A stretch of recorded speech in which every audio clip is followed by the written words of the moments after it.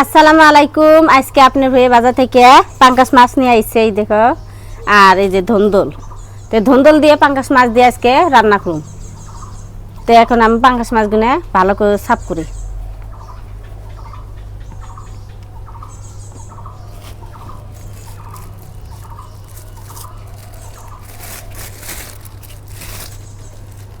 বেশি মাছ নিয়ে আহে নাই, অল্পটুকু নিয়ে আইছে।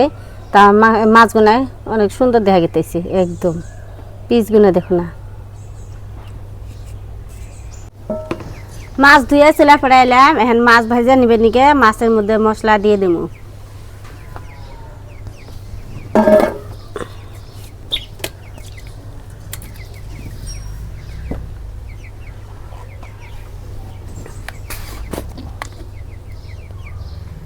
শুকনা মরিচের ফাঁকি,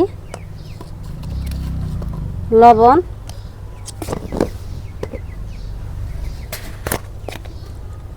হলুদের গুঁড়া।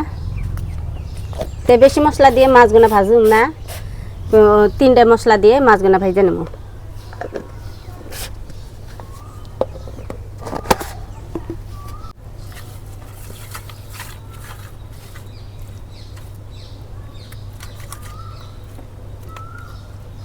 মাছ মাহানি হয়েছে, এখন আমি ধন্দল গুনা সিলাই নেই।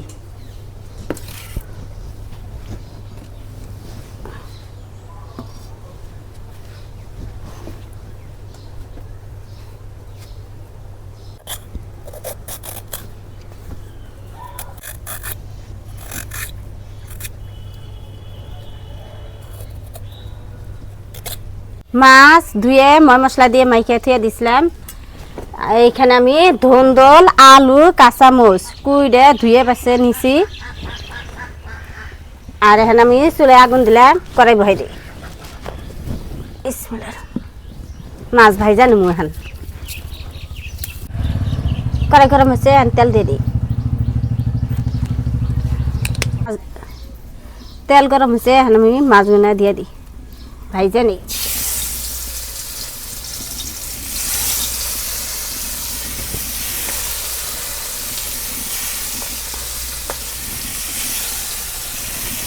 মাছ 1 পিঠ ভাজা হচ্ছে, এখন উল্টাই দিই। আর 1 পিঠ ভাজবা নিতে এটা।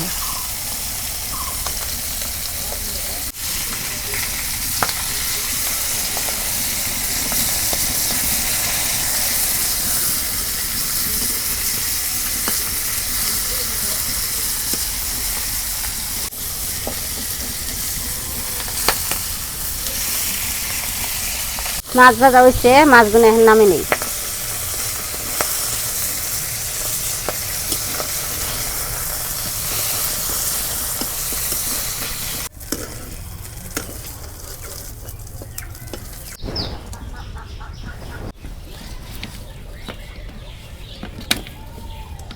এখন তরকারি সম্বাদ দেবো।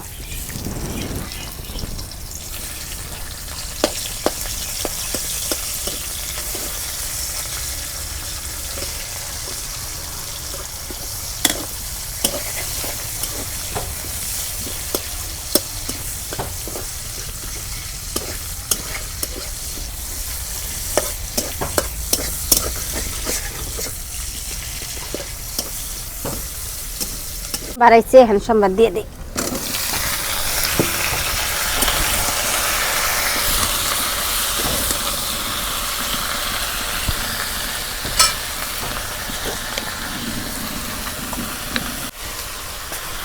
শুকনা মরিচের ফাঁকি, হলুদের ফাঁকি, লবণ,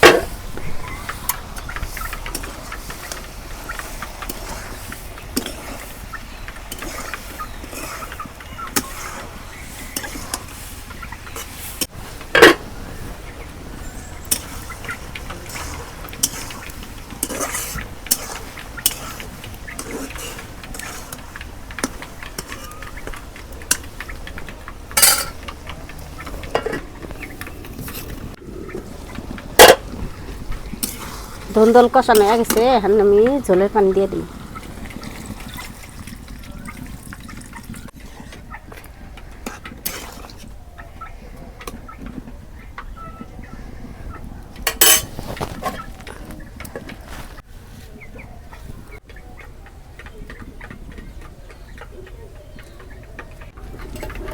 তরকারির বলক উঠছে, এখন আমি মাছ দিয়ে দিই।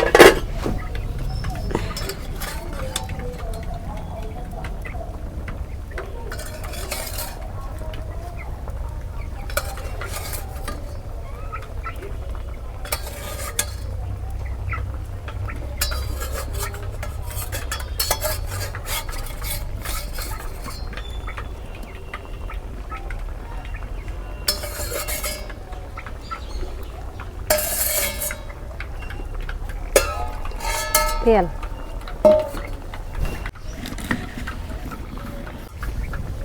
নারকেল গাছের শুকলা দিয়ে রান্তাইছি। আর এখানে নিচে আমি ঘষি গরুর নাদা ভাঙ্গে রোদে শুকাইছি, ঘষি হয়ে গেছে, এনে দিয়ে রান্ধি। আমাদের এখানে খড়ির অভাব,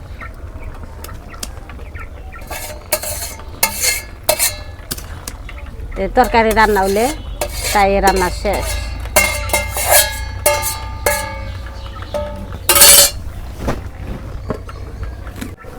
নুন চাইকা দেখি দেখি নুন হইলো না নাই তরকারি।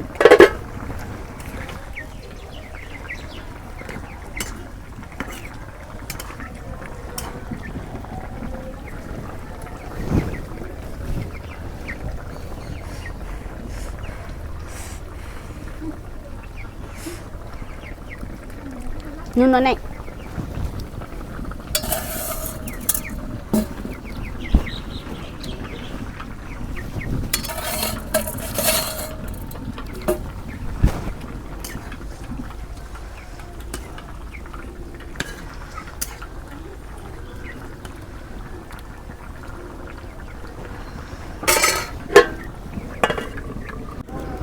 মাটির চুলায় আজকে রান্না করতেছি। আজকে কি আমি প্রতিদিনে আমি মাটির চুলায় রান্না করি, তো এইভাবে আঙ্গো রান্না বান্না করা হয়।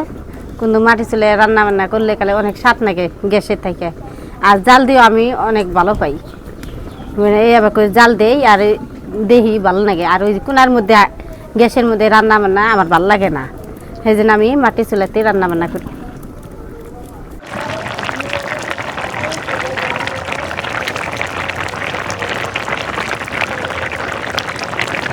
কি কথা কম একলা একলা কোনদিন কথা কম যায়?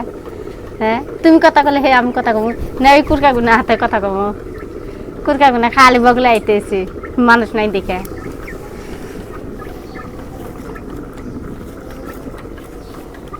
চাল আছে না কটা, সেটি দিয়ে দিই কুরকারে নাকি?